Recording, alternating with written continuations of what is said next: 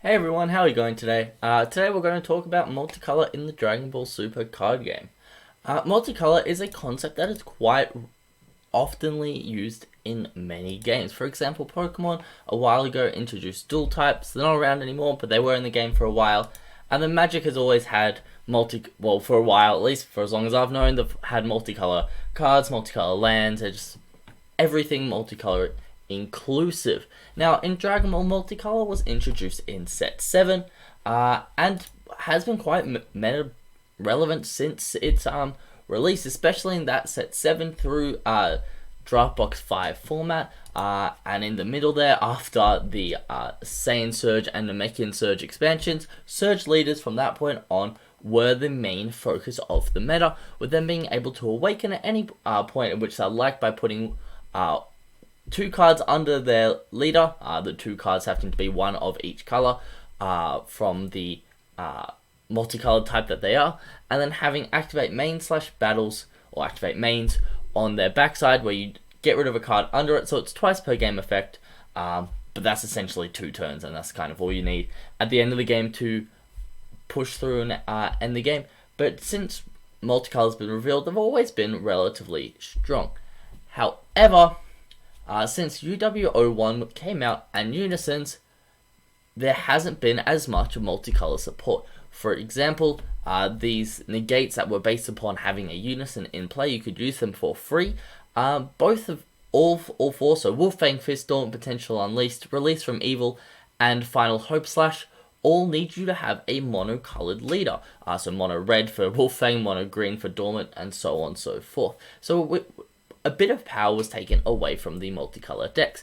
And then decks like Vegeta started to pop up, decks like Majin Vegeta started to pop up, Red Broly, which were really hard aggro decks that went off on turn 2. So if you went second and you charged a multicolor, you were in a pretty bad spot. So ever since UW01 came out and Unisons were revealed, multicolor decks have slowly been becoming less relevant, to say the least.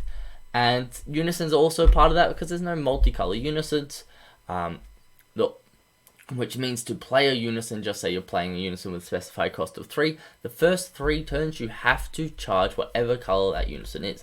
Now with multicolor, of course, if you charge a yellow-blue, that counts as both a yellow and a blue, but it means if you're playing a yellow Unison, for example, it means you can't charge a mono-blue card, which hurts a fair bit.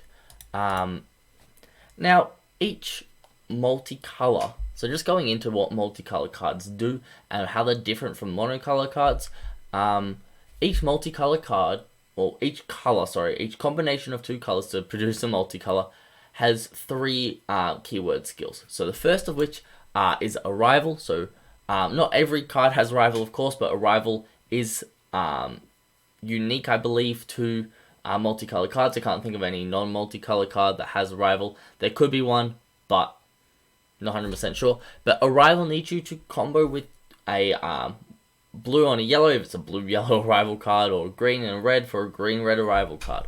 And then in your combo phase, you need a combo with these, and then you can pay whatever the energy requirement is to play the card with the Arrival from your hand. So that's one of the keyword skills. The other one, which Violent Rush Bojack also shows off, is Energy Exhaust, which means when you go to charge it, it enters tapped. So when you charge it, you essentially lose 1 energy for that turn. And the third one is each multicolor set, so two colors that produce a multicolor, have their own unique keyword skills. So blue-yellow has Aegis, as this Bojack has. Red-yellow has Offering. Yellow-green has Successor. Blue-red has Invoker. Blue-green has Revive. And red-green has Alliance. So they're all unique keywords related to that multicolor, which is sometimes where a lot of their power comes from and a lot of their extra push and oomph. Now, to get these Arrival cards out, normally you would, when it's blue-yellow, you would either have to call a mono-blue, a mono-blue and mono-yellow, or a blue-yellow card. Now, we don't want to lose 2 cards in hand to get one of these Arrival cards out, and we don't always want to have to pay 1 to combo with a multicolor card, because most multicolor cards cost 1 to combo with, and have 10k power. However, multicolor super combos also were introduced in set 9 to help make arriving cards easier. So Zamasu is the blue-yellow one. Each multicolor super combos doesn't draw cards. However, they have an additional effect that can be used at any life, which is quite nice and unique.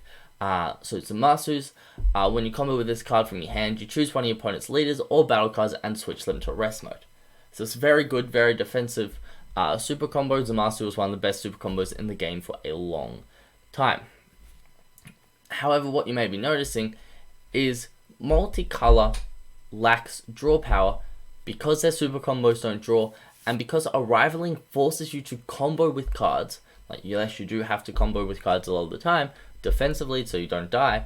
However, to get your big useful guys on the board, you have to combo cards away to get it out, which means you're losing hand advantage. So if you need to get this out early to advance your game state, you're then just losing cards in hand that you could be using later on in a more crucial situation, which is one of the downfalls of multicolor cards. Now, the other downfall is energy exhaust. However, there are ways around energy exhaust. For example, each color has their set of cards that negate energy exhaust if there's already a multicolor card in your energy. So Master the Eliminator is the newest one. It is the second blue-yellow one. Blue-green has a fair few for the Android 21 deck. But every color has at least one. And there are Bandai are starting to come out with more unique ones. For example, there's Sorrel and Hop, which negates the energy exhaust if you have a U9 in play. So it's nice. It's good to have these cards around. It mitigates a little bit, but you still have to charge on turn 1, which is a big downfall considering the speed of the game at the moment, where that turn 1 play is quite important. However, recently we have been starting to see a surge in multicolored decks as the game is starting to slow down a little bit. In set 12 we had Launch, which played as red-green, it's played as red-blue, it played as red-blue-green, which was great to see. We're starting to see Mecha Freezer come in with this blue-yellow build. However, what we're noticing with it, and Invoker's always been around. Just kind of ignore Invoker. It's not really a multicolored deck, it just does its own thing. It has multicolor, it's 100% multicolor behave, but most things that when you talk about multicolor cards, Invoker doesn't really apply to because it's quite a different deck. So we're just going to leave Invoker out of this one. But Mecha Freezer, for example, is one of the newest cards running multicolor. However, they're not really going hard into the multicolor because of these cards. So Vegeta Final Flash, Freezer's Death Ball, these are really good cards that came out in set 9. And they reward you for only having a certain color in your energy. So Vegeta Final Flash in a yellow deck, and Freezer's Death Ball in a red deck, there's a blue, green, and a black one. So they all reward you for just having one color in your energy. But multicolor cards are okay, if that makes sense. So all your energy just has to be of a specific color.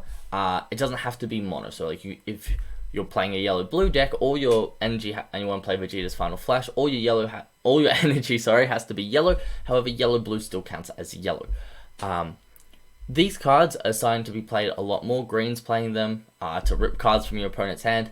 Vegeta's Final Flash is just an insanely good card in yellow. It negates one of your opponent's battle cards as skills, ignoring barrier, which is lovely. And Freezer's Death Ball is essentially 25k combo power when not in battle with a Unison, which is really good because that's 5 cards in your opponent's hand. Each of these are generically 15k combo power, and then if all your energy is of the color of the card, you get that additional effect, which is really, really strong.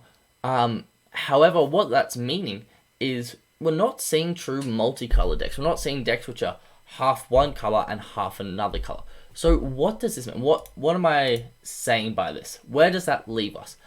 It leaves us with decks like the blue-yellow Mecha Freezer deck that's been going around. If you want to see it, go look at Crossworld TCG.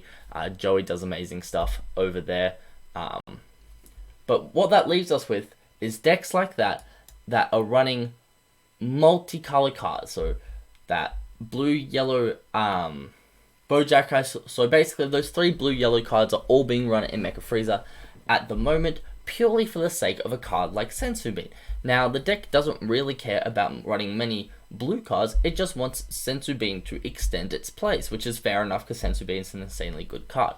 So instead of us seeing really big multicolored decks, we're seeing a yellow deck that runs a couple of multicolored cards so it can run Senzu Bean.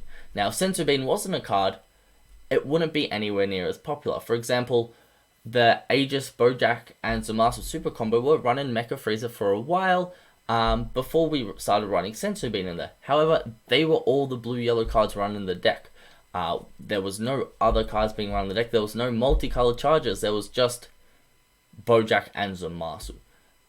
That was it. But now they're running Senzu Bean in the deck, so they're running blue just for one card essentially. And the one card's amazing. And that's the kind of things that we're starting to see. For example, when you see the red-green King Vegeta, it's running red-green just to play the Piccolo Jr.